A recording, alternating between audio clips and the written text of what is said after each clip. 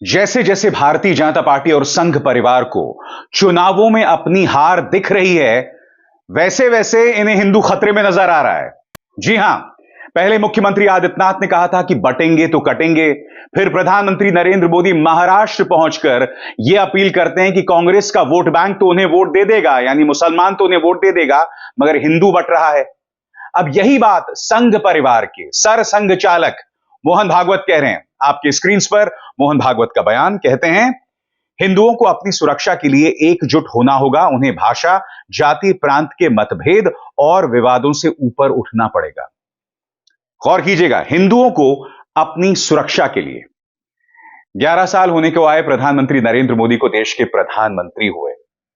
उत्तर प्रदेश में दूसरी बार मुख्यमंत्री आदित्यनाथ जो है मुख्यमंत्री बन चुके हैं, मगर अब भी आपको क्या समझाया जा रहा है दोस्तों कि हिंदू खतरे में है। बार बार आपको यही बतलाया जा रहा है। यह मत सोचिए कि पश्चिमी उत्तर प्रदेश में जो सांप्रदायिक तनाव पैदा किया गया, जब इस शख्स नरसिंहानंद ने हजरत मोहम्मद साहब के बारे में आपत्तिजनक बयान दिया, जिसके चलते कई मुसलमान सड़क पर उतर आए और बवाल भी हुआ। यह मत समझिए कि इस घटनाक्रम को आप सरसंघ चालक के बयान से जोड़कर नहीं देख सकते, या फिर भारतीय जनता पार्टी के नेता जो बार बार इस तरह की बातें कर रहे हैं उसके साथ नहीं जोड़ के देख सकते हैं। मैं फिर आपसे सवाल पूछता हूं दोस्तों, 11 साल के बाद भी हिंदू खतरे में है? 11 साल के बाद भी हिंदू को अपनी सुरक्षा का ध्यान रखना है, तो 11 साल से आप क्या कर रहे थे? 11 साल से आपने हिंदुओं के अंदर सिर्फ असुरक्षा का माहौल पैदा किया, उसे इनसिक्योर बनाया, उसे भड़काया, उसे डराया, उसे बार बार यह बतलाया कि हिंदू खतरे में है। बिल्कुल उसी अंदाज में जिस तरह से मध्य पूर्व में कट्टर मौलवी मुसलमानों को बताते हैं कि इस्लाम खतरे में है, अब तुमने हिंदू धर्म को भी या हिंदुइज्म को भी उसी का अक्स, उसी का प्रतिबिंब बना दिया है। कितने शर्म की बात है ना दोस्तों। मैं फिर आपसे कह रहा हूं, अगर यति नरसिंहानंद सरस्वती के बयान से सांप्रदायिक तनाव पश्चिमी उत्तर प्रदेश में होता है और बार बार जो आपको समझाया जा रहा है कि हिंदू खतरे में हैं, इन्हें जुदा करके नहीं देखा जा सकता। याद कीजिएगा, अभी 2 दिन पहले ही प्रधानमंत्री नरेंद्र मोदी महाराष्ट्र जाते हैं और कांग्रेस के वोट बैंक की बात करते हैं और फिर बगैर नाम लिए हिंदुओं से एकजुट होने की अपील करते हैं। क्यों कहते हैं बताइए, सुनिए उन्होंने क्या कहा था। कांग्रेस जानती है कि उसका वोट बैंक तो एक रहेगा, लेकिन बाकी लोग आसानी से बढ़ जाएंगे, टुकड़े हो जाएंगे। इसलिए कांग्रेस और उसके साथियों का एक ही मिशन है, समाज को बांटो, लोगों को बांटो और सत्ता पर कब्जा करो। इसलिए हमें अतीत से सबक लेना है। हमें हमारी एकता को ही देश की ढाल बनाना है। हमें याद रखना है, अगर हम बटेंगे तो बांटने वाले महफिल सजाएंगे। हमें कांग्रेस और महाअघाड़ी वालों के मंसूबों को कामयाब नहीं होने देना है। साथियों, जहां जहां कांग्रेस के कदम पड़ते जाते हैं, वहां बंटाधार ही होता है। और मैं आपको याद दिलाना चाहूंगा, इससे पहले मुख्यमंत्री आदित्यनाथ ने भी कहा था, बटेंगे तो कटेंगे। कहने को ये मुख्यमंत्री हैं और कहने को नरेंद्र मोदी देश के प्रधानमंत्री हैं, मगर ये लोग अपील क्या कर रहे हैं दोस्तों? हिंदू एकता की। मैं फिर आपसे कह रहा हूं, क्या हिंदू को डरने की जरूरत है? अरे साहब, जब 2014 से पहले हिंदुओं के मन में डर का माहौल नहीं था कि इसका वजूद खतरे में है, तो अब ऐसा क्यों किया जा रहा है? आपको इस टूल किट को समझना पड़ेगा दोस्तों। एक तरफ भारतीय जनता पार्टी के नेता इस तरह के बयान देते हैं, दूसरी तरफ गोदी मीडिया ये जहर उगलता रहता है। इन दोनों का जो खतरनाक कॉकटेल है, इन दोनों का जो तालमेल है, उसके जरिए हिंदुओं को बतलाया जाता है कि तुम खतरे में हो। गोदी मीडिया रोज किस तरह से जहर उगल रहा है ना, मैं आपको जी न्यूज का एक क्लिप दिखाना चाहता हूं दोस्तों। देखिए किस तरह से जूतम पैजार चल रही है धर्म के मामलों में। देखिए क्या हो रहा है। और फिर भी अगर जनता नहीं भड़कती, तो फिर कोई यति नरसिंहानंद जो है वो सामने आ जाता है, जो हजरत साहब के बारे में आपत्तिजनक बयान देता है। मैं फिर आपसे पूछ रहा हूं दोस्तों, कब तक आपको डरा कर रखा जाएगा? कब तक आपको यह समझाया जाएगा कि आप खतरे में हैं? और यह मत सोचिए बयान सिर्फ मोहन भागवत ने दिया है। प्रधानमंत्री का क्या बयान था वो भी मैं आपको सुनवा चुका हूं। मुख्यमंत्री आदित्यनाथ भी कह चुके हैं बटेंगे तो कटेंगे। और देखिए, सरकार में एक मंत्री हैं किरण रिजिजू, उन्होंने कहा कि जिस तरह से अंग्रेजों ने हिंदुओं को विभाजित किया उसी तरह से कांग्रेस हिंदुओं को विभाजित कर रही है। वो आगे ये भी कहते हैं, चेतावनी देते हैं मुसलमानों को, और ये कहते हैं कि आप लोग कांग्रेस का वोट बैंक बनकर नहीं रह जाइए। सबसे पहली बात, ये कहने को मंत्री हैं। दूसरी बात, अंग्रेजों ने हिंदुओं को विभाजित नहीं किया था। अंग्रेज डिवाइड एंड रूल पॉलिसी की बात कर रहे थे और उसका मकसद था हिंदुओं और मुसलमानों में खाई पैदा करना। डिवाइड एंड रूल पॉलिसी हिंदुओं के लिए नहीं थी। डिवाइड एंड रूल पॉलिसी हिंदुओं और मुसलमानों दोनों के लिए थी, ताकि इन दोनों के बीच में खाइयां पैदा की जाएं। नतीजा आप जानते हैं क्या हुआ था 1947 में। देश दो फाड़ हो गया था, पाकिस्तान वजूद में आया था। हिंदुओं और मुसलमानों में जबरदस्त सांप्रदायिक दंगे हुए थे, और फिर इसी का सहारा लेकर भारतीय जनता पार्टी राजनीति करती है। इसी का सहारा लेकर गिरिराज सिंह जैसे लोग कहते हैं कि 1947 में मुसलमानों को पाकिस्तान चले जाना चाहिए था। वो मुसलमान जो पिछले 75 सालों से आजाद भारत में हैं, यहां की खुली हवा में सांस ले रहे हैं, यहां की अर्थव्यवस्था में योगदान दे रहे हैं। वो देश जिसमें एपीजे अब्दुल कलाम, शाहरुख खान, सलमान खान, मोहम्मद शामी और न जाने कितने लोग सामने उभर कर आए जिन्होंने देश की तरक्की में योगदान दिया, उनके बारे में लगातार भड़काऊ बयान दिए जाते हैं। और मैं समझना चाहता हूं क्यों। सुनिए किरण रिजिजू का यह ताजा बयान। जाहिर सी बात है दोस्तों, जो बात मोहन भागवत ने कही कि हिंदुओं को एक होना चाहिए, या जो बात किरण रिजिजू कह रहे हैं, जो बात प्रधानमंत्री ने 24 घंटे पहले की, इस पर कांग्रेस ने तल्ख टिप्पणी अपनाई है। पवन खेरा का बयान आपके स्क्रीन पर। हिंदुओं को अपनी सुरक्षा के लिए किसके खिलाफ एकजुट होने को कह रहे हैं? भाजपा की सरकार के खिलाफ? भागवत जी, हिंदू में खतरे है के नारे से आपने वर्षों से गरीबों, दलितों, पिछड़ों, आदिवासियों को समानता से वंचित रखा। हिंदुओं को डराने की राजनीति को जनता ने नकार दिया है। उन्हें बढ़ती महंगाई, बेरोजगारी, भ्रष्टाचार और अपराधियों से सुरक्षा चाहिए। गरीब, दलित, पिछड़े और आदिवासियों को संसाधन और अवसरों का समान अधिकार दिलवाइए। उन्हें अपने हिस्से का हक दिलवाने के लिए जातीय जनगणना करवाइए। और हो क्या रहा है दोस्तों कि किरण रिजिजू सरीखे लोग राहुल गांधी की आलोचना करते हैं जब वो जातीय जनगणना की बात करते हैं। सीधी सी बात है, अगर देश के धन्ना सेठों में अति पिछड़े वर्गों की नुमाइंदगी नहीं है, दलितों की नुमाइंदगी नहीं है, अगर नौकरशाहों में डिसीजन मेकिंग में, निर्णय लेने में पिछड़े वर्गों की भूमिका नहीं है, और अगर राहुल गांधी ये उठाते हैं, तो यह हिंदू विरोधी बयान कैसे हो सकता है? क्या भारतीय जनता पार्टी की बुनियादी सोच पिछड़ा वर्ग और दलित विरोधी है? क्योंकि राहुल गांधी तो जातीय जनगणना की बात कर रहे हैं ना, उसका ताल्लुक हिंदुओं से बिल्कुल भी नहीं है। वो सिर्फ इस समाज के जो दबे कुचले लोग हैं, वंचित लोग हैं, उन्हें न्याय दिलवाने की बात कर रहे हैं। तो ऐसे में भारतीय जनता पार्टी इस तरह की बातें क्यों करती है? हरियाणा में यह तजुर्बा पूरी तरह से नाकाम हुआ दोस्तों, क्योंकि आपको याद है कि किस तरह से हेमंत बिस्व शर्मा और योगी आदित्यनाथ को मैदान में उतारा गया। मकसद क्या था? सांप्रदायिक माहौल भड़काया जाए। सुनिए हेमंत बिस्व शर्मा ने क्या कहा था चुनाव प्रचार के दौरान। वो बाबर जो वजूद में नहीं है उसकी बात की जा रही है, जो बाबरी गिराया जा चुका है, जिसकी जगह सम्मानित राम मंदिर बनाया गया है, उसकी बात की जा रही है।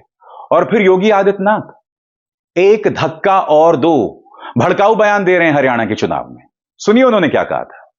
बहनों और भाइयों, आज कांग्रेस का ढांचा वैसे ही जर्जर हो चुका है जैसे अयोध्या में बाबरी ढांचा था। एक धक्का और दो, बाबरी ढांचे को तोड़ दो, ये नारा जब राम भक्तों ने लगाया था तो बाबरी ढांचा हमेशा के लिए ध्वस्त हो गया। और बाबरी ढांचा जो ध्वस्त हुआ, गुलामी का ढांचा ध्वस्त हुआ, अयोध्या में राम मंदिर निर्माण का मार्ग प्रशस्त हुआ। और मैं आपका यही आह्वान करने के लिए आया हूं, जो ये लोग जाति की राजनीति करके आपको विभाजित करना चाहते हैं, मैंने कहा था ना कि बटोगे तो कटोगे, एक रहोगे तो नेक रहोगे। कोई माई का लाल आपका बाल बांका नहीं कर पाएगा। आपने गौर किया दोस्तों, दोनों बाबरी को याद कर रहे हैं, जबकि बाबरी वजूद में ही नहीं है। इस वक्त कोर्ट का फैसला आ गया है। कोर्ट ने राम मंदिर के पक्ष में फैसला सुनाया है। राम मंदिर की प्राण प्रतिष्ठा भी हो चुकी है, वो अपने वजूद में भी आ गया है। प्रधानमंत्री नरेंद्र मोदी पर पूरी तरह से कैमरा फोकस था जब उसका उद्घाटन किया जा रहा था। बावजूद इसके भारतीय जनता पार्टी के नेता बाबरी को क्यों याद करते हैं? क्यों हमें उस दौर में ले जाना चाहते हैं जब देश में जबरदस्त सांप्रदायिक दंगे भड़के थे?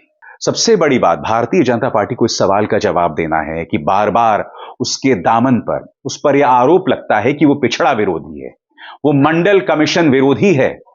और यह बात मैं पूरी जिम्मेदारी के साथ कह रहा हूं दोस्तों। स्वर्गीय जॉर्ज फर्नांडिस ने आज नहीं, वो 1992-93 से कह रहे थे। आज वो जिंदा नहीं है, मगर उनका एक बयान है जिसमें उन्होंने कहा था कि जब लाल कृष्ण आडवाणी के राम रथ यात्रा को रोका गया था और जब उन्होंने समर्थन वापसी ली थी, तब जॉर्ज फर्नांडिस ने उनसे कहा कि आप ऐसा क्यों कर रहे हैं। तब आडवाणी जी ने कहा था कि वीपी सिंह ने मेरे लिए कोई विकल्प नहीं छोड़ा, क्योंकि वो मंडल कमीशन लेकर आ गए, जिसकी वजह से मुझे राम रथ यात्रा शुरू करनी पड़ी। तो एक तरह से राम रथ यात्रा बहाना था, निशाना मंडल था। इसीलिए राहुल गांधी जातीय जनगणना की बात करते हैं। अगर आप भूल गए हैं तो मैं आपको सुनाना चाहूंगा कि जॉर्ज फर्नांडिस ने आज से कई सालों पहले क्या कहा था। स्पीच की क्वालिटी थोड़ी खराब है, मगर मैं चाहूंगा आप सुने जॉर्ज फर्नांडिस ने क्या कहा। सुनिए। 27% रोजगार सामाजिक और शैक्षणिक मामलों में पिछड़े लोगों के लिए आरक्षित रखा जाए, ये मंडल कमीशन की सिफारिश, और इस सिफारिश को लागू करने का ऐलान 7 अगस्त को संसद में हम लोगों ने किया। इस ऐलान के 48 घंटों के अंदर, मैं औरों की बात नहीं कह रहा हूं, लाल कृष्ण आडवाणी ने खुद मुझसे कहा कि आपने हमारे सामने अभी कोई विकल्प नहीं रखा है, हमारे सामने अभी एक ही रास्ता है कि हम हिंदुत्व का प्रश्न को, मंदिर और मस्जिद का प्रश्न को लेकर लोगों के सामने जाने का काम करें। अगर मंडल आयोग की सिफारिशें लागू नहीं होती तो फिर राम भक्ति आपको देखने के लिए नहीं मिलती, जिस मात्रा में आज देखने के लिए मिल रही है और जिस ढंग से वो देखने के लिए मिल रही है। ये हकीकत है और छिपाई जाती है, यह हकीकत। और फिर मैं नहीं भूला हूं दोस्तों, कुछ ही दिनों पहले प्रधानमंत्री ने एक भाषण दिया था जिसमें प्रधानमंत्री ने कहा था कि जब मंडल कमीशन लाया गया था तो बीजेपी ने वीपी सिंह को समर्थन दिया था। सरासर गलत बयान। वीपी सिंह जब मंडल कमीशन लेकर आए थे, उसी के बाद लाल कृष्ण आडवाणी ने समर्थन वापसी का ऐलान कर दिया था। तो इस तरह की गलत बयानी प्रधानमंत्री कतई ना करें। दोस्तों, यति नरसिंहानंद सरस्वती और उनके जो समर्थक हैं लगातार भड़काऊ बयान देते रहते हैं, समाज की शांति पर प्रहार करते रहते हैं, सुख शांति पर प्रहार करते रहते हैं। इन्हें हिरासत में लिया जाता है और फिर छोड़ दिया जाता है। मैं आपसे पूछना चाहता हूं, यह व्यक्ति बार बार इस तरह से अपने बयानात क्यों दोहराता है? क्या इसके बयान का मकसद कुछ और है? क्या एक सांठगांठ है जो इस वक्त आम जनता नहीं देख पा रही है? वरना जनता को यह क्यों बतलाया जा रहा है कि हिंदू खतरे में है? हिंदुओं को यह क्यों कहा जा रहा है कि आपको एकजुट रहने की जरूरत है? अरे अगर एकजुटता का संदेश देना है तो पूरी देश को एकजुटता का संदेश दो ना। तब हो सकता है कि आपको मुसलमान का भी वोट मिल जाए। आप मुसलमान पर तो प्रहार करते हैं कि वो कांग्रेस को या विपक्ष को क्यों वोट देता है, मगर प्रधानमंत्री खुद, याद कीजिएगा, लोकसभा चुनावों में उन्होंने मुसलमानों को घुसपैठिया बताया था, ज्यादा बच्चा पैदा करने वाला बतलाया था। ये प्रधानमंत्री के शब्द हैं, मेरे नहीं हैं। ये तक बतलाया था कि आपका मंगलसूत्र दे दिया जाएगा उनको, आपकी 2 भैंसों में से 1 भैंस दे दी जाएगी उनको। ये तमाम बयानात कांग्रेस के घोषणा पत्र के बारे में प्रधानमंत्री कर रहे थे। सांप्रदायिक बयान दे रहे थे, भड़काऊ बयान दे रहे थे। चुनाव आयोग तक को हस्तक्षेप करना पड़ा था, यह कहना पड़ा था जेपी नड्डा से कि इन पर लगाम लगाइए, मगर तब भी चुनाव आयोग में इतनी हिम्मत नहीं थी कि वो सीधे प्रधानमंत्री से बात कहते। कहने का अर्थ साफ है, एक तरफ आप भड़काऊ बयान देते हैं, शमशान कब्रिस्तान की बात करते हैं, आपके नेता लगातार माइनॉरिटी विरोधी बयान देते हैं, और फिर किरण रिजिजू जैसे लोग कहते हैं कि भाई मुसलमान कांग्रेस को ही क्यों वोट देता है। और फिर मोहन भागवत ये कहते हैं कि हिंदुओं को एक होने का वक्त आ गया है। तो 11 साल से आपने क्या किया कि हिंदू सुरक्षित नहीं है? समझना पड़ेगा दोस्तों आपको। मकसद है मुद्दों से आपका ध्यान भटकाना। मकसद क्या है? हार दिखाई दे रही है। जी हां, अगर महाराष्ट्र में भी भारतीय जनता पार्टी गठबंधन हार जाती है तो यकीन मानिए प्रधानमंत्री नरेंद्र मोदी की उल्टी गिनती होना तय है। आरएसएस में भी यह विचार चल रहा है कि प्रधानमंत्री नरेंद्र मोदी के चेहरे के दम पर कब तक। उत्तर प्रदेश में क्या आप जानते हैं सीएसडीएस का सर्वे आया था चुनावों की ठीक बाद। सीएसडीएस के सर्वे के मुताबिक उत्तर प्रदेश में राहुल गांधी प्रधानमंत्री से ज्यादा लोकप्रिय हैं। अब कल्पना कीजिए दोस्तों, अगर महाराष्ट्र में बीजेपी को हार का सामना करना पड़ता है और जबरदस्त हार का सामना करना पड़ता है, तब भी आपको लगता है कि प्रधानमंत्री नरेंद्र मोदी अपने पद पर बने रहेंगे? उसके बाद दिल्ली के चुनाव है। सोचिए, अगर दिल्ली के चुनाव में भी बीजेपी हार जाती है और उससे भी बड़ी बात, अगर बिहार के चुनावों में भी बीजेपी हार जाती है, आप अंदाजा लगा सकते हैं प्रधानमंत्री नरेंद्र मोदी की उल्टी गिनती होना तय है। यही चिंता आरएसएस को सता रही है। आरएसएस को यह चिंता भी सता रही है कि अगर एक के बाद एक विधानसभा चुनाव बीजेपी हारती गई तो कहीं तेलुगु देशम पार्टी और जनता दल यूनाइटेड पाला ना बदल लें। और आरएसएस नहीं चाहती कि किसी भी कीमत पर बीजेपी सत्ता से बाहर हो, क्योंकि अगर भारतीय जनता पार्टी सत्ता से बाहर हुई तो कई मामलों की जांच होगी। जी हां, जिस एजेंडे के अंतर्गत आरएसएस चल रही है वो एजेंडा धराशायी हो जाएगा। मैं आपको एक छोटी सी मिसाल देता हूं दोस्तों। आप जानते हैं पब्लिक अकाउंट्स कमेटी, संसद की एक पब्लिक अकाउंट्स कमेटी होती है जो अलग अलग मामलों की जांच करती है। आपको याद है 2012 में जो सो कॉल्ड 2G घोटाला हुआ था, उस पब्लिक अकाउंट्स कमेटी के अध्यक्ष थे मुरली मनोहर जोशी। मुरली मनोहर जोशी ने अपनी तरफ से कहा था कि विनोद राय को बुलाया जाए, ये किया जाए, वो किया जाए। इन्होंने जो मर्जी किया, इन पर कोई अंकुश नहीं थी। अब पीएसी के अध्यक्ष हैं कांग्रेस नेता केसी वेणुगोपाल। आप जानते हैं इस वक्त एक बवाल चल रहा है। सेबी प्रमुख माधवी बुच के अडानी से ताल्लुकात। क्या आप जानते हैं कि वेणुगोपाल ने यह सिफारिश की है कि माधवी बुच को पीएसी के सामने बुलाया जाए ताकि उनसे पूछताछ हो सके। और आप जानते हैं इसका विरोध कौन कर रहा है?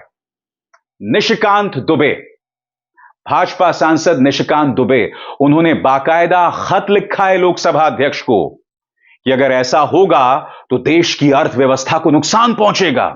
क्यों बुलाया जा रहा है माधवी बुच को? जब यह दिखाई दे रहा है कि सेबी ने माधवीपुरी बुच के पति की कंपनी को फायदा पहुंचाया, तो स्वाभाविक सी बात है जांच होनी चाहिए और माधवी बुच को बुलाया जाएगा। मगर निशिकांत दुबे उसका विरोध कर रहे हैं। जी हां, ऐसे ही मुद्दों पर से आपका ध्यान हटाने के लिए आपको यह बार बार बतलाया जाता है कि आप खतरे में, हिंदू खतरे में। नहीं साहब, हिंदू खतरे में नहीं है। खतरे में वो पॉलिटिकल पार्टीज हैं जो हमारी भावनाओं को भड़काकर हमारा वोट हासिल करना चाहती हैं, जो जातीय जनगणना जैसे सामान्य मुद्दे के बारे में उसे हिंदू विरोध के साथ जोड़ देते हैं, उसे देश विरोध तक कह देते हैं। ये सब बातें की जा रही हैं। बाज आइए, मुद्दे पर आइए। भारतीय जनता पार्टी को समझना चाहिए कि सांप्रदायिक तौर पर लोगों को भड़का के सिर्फ देश का नुकसान है, और मुझे नहीं लगता है कि भाजपा को इसका चुनावी फायदा भी हो रहा है। अभिसार शर्मा को दीजिए इजाजत। नमस्कार।